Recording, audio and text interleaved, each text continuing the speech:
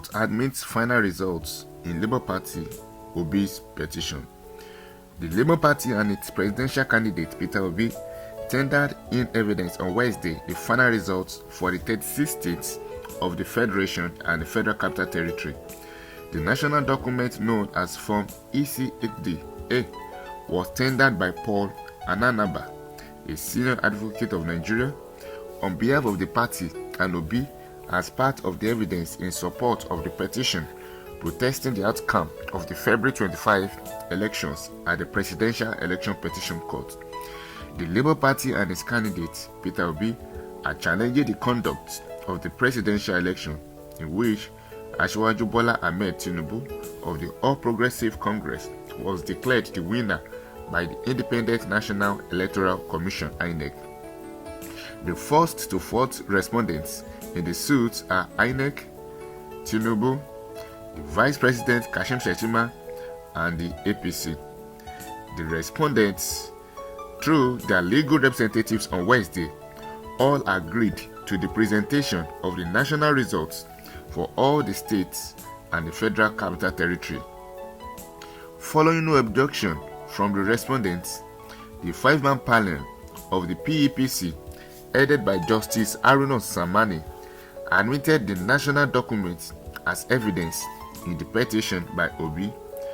In the same development, the petitioners tendered as evidence in support of their petition against Tinubu's return Form EC86 from 13 states: Bayelsa, Benue, Cross River, Ebonyi, Edo, Lagos, Niger, Ondo, Oyo, Rivers, Sokoto, Ekiti, and Delta states.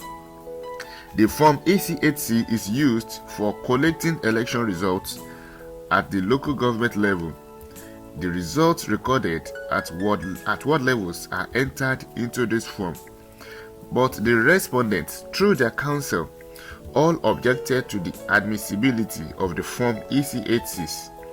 They informed the court that they would explain the reasons behind the objections in their final written addresses.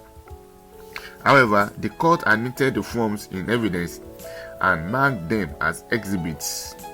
Thereafter, it adjourned further hearings on the petition to Thursday, June 8, 2023. Objection to PDP supposed witness. Meanwhile, the People's Democratic Party and its candidate in the last election, Atiku Abubakar, called its first supposed witness at the Presidential Election Petition Court on Wednesday. In a petition marked CA-PEPC 05-2023, Atiku and the PDP are challenging the outcome of the presidential election that produced Tinubu as the president. At the resumed hearing, counsel for the PDP, Chris Uche, senior advocate of Nigeria, informed the court that the petitioners are set to call their first supposed witness, who is an ad hoc employee of the Independent National Electoral Commission. However, counsel for the respondents in the case, INEC, Tinubu, and the APC, objected in taking the testimony of the witness. Why are they objecting? Did they have skeleton in their cupboard? Did they have anything to add? So why are they fidgeting when a PDP has tendered an ad hoc staff of INEC as a witness? Anyway, the court has the final say on this.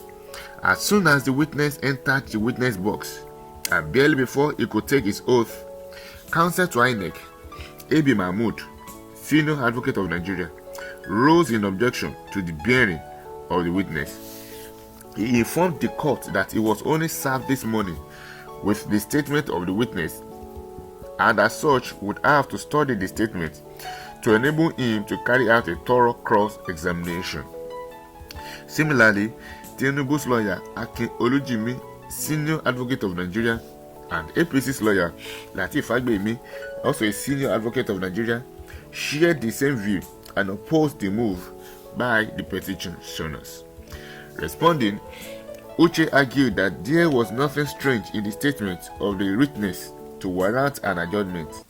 They pleaded with the court to allow at least one of the supponent witnesses to make judicious use of their allotted time.